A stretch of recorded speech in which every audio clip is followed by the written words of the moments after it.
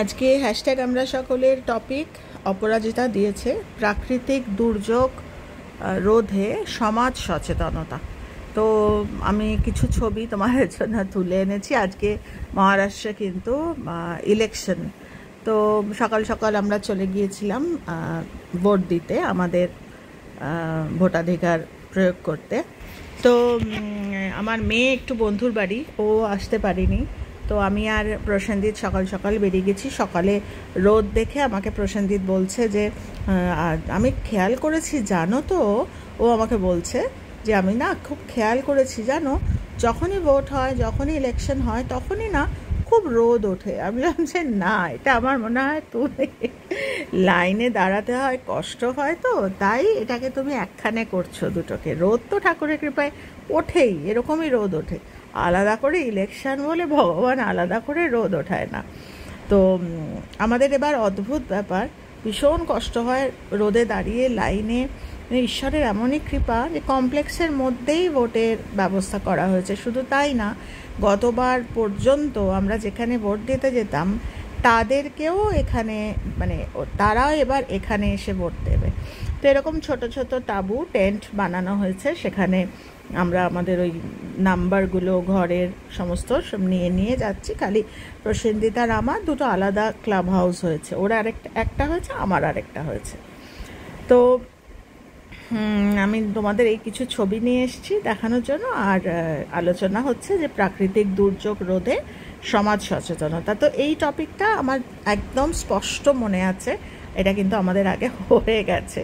তো যাই হোক, এটা যতবারই আমরা আলোচনা করি না কেন, এটা ভীষণই দেখো সবাই কত মানুষ, যে সব থেকে অবাক লাগছিল যে এত সিনিয়র সিটিজেন, মানে হাঁটতে পারে না, ভালো করে বসতে পারে না, মানে এমন লোকও নিয়ে এসে ধরে বসাতে হচ্ছে, প্রচুর বয়স তারাও কিন্তু। কেননা এখন মানে আমরা প্রত্যেকেই জানি, আমরা সবাই কিন্তু চেঞ্জ একটা চাইছি, বা আমরা প্রত্যেকেই চাই একটা জীবনে পরিবর্তন। দেখো ওই দেখো হুইল চেয়ার নিয়ে, মানে প্রচুর বয়স্ক মানুষরা সব এসেছেন। তো যাই হোক, আমার যে ঘরটায় পড়েছিল আমি সেদিকে রওনা দিলাম। তো প্রাকৃতিক দুর্যোগ রোধে সমাজ সচেতনতা এর আগে আমরা আলোচনা করেছি। তো এটা নিয়ে আমরা সাধারণ মানুষরা কী আলোচনা করব, প্রচুর সচেতনতার কথা আমাদের শেখানো হচ্ছে। যেরকম গ্রিনারিসটা রক্ষা করার জন্য গাছপালা আমাদের পক্ষে হয়তো লাগানো সম্ভব নয়, অন্তত গাছ কাটার থেকে যেন আমরা রোধ করতে পারি, বা অহেতুক প্লাস্টিকের ইউজ সেগুলো যাতে আমরা বন্ধ করতে পারি।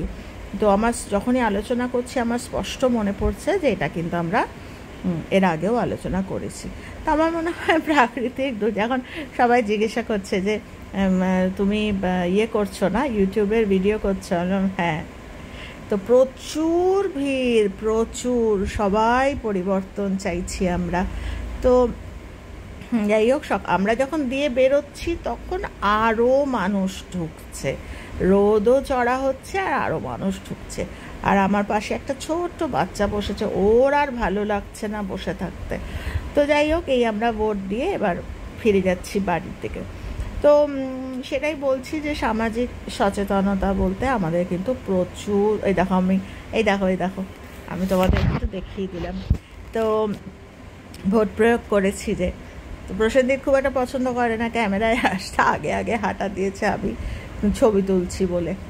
তো যাই হোক, আজকের এইভাবেই আমাদের সকালটা কাটলো। রান্না বান্না কিচ্ছু করা হয়নি, শর্মিলা ঘরদোর পরিষ্কার করে বেরিয়ে গেছে। আমি ফিরে একটু হালকা করে স্যুপ বানিয়ে নিলাম। স্যুপে কিন্তু ক্যাপসিকাম দিই না সাধারণত, আজকে হাতের কাছে ছিল বলে একটু গরম গরম স্যুপে একটু ক্যাপসিকামও দিয়ে দিলাম। তো যাই হোক, এইভাবে আমরা যদি প্রকৃতিকে ভালোবেসে প্রকৃতির মিসইউজ করা আমরা যদি বন্ধ করি, তাহলে আমার মনে হয় এই দুর্যোগগুলো থেকে, ঠিক আমরা জানি আসলে এগুলো আমাদের অনেকবারই সাবধান করা হয়।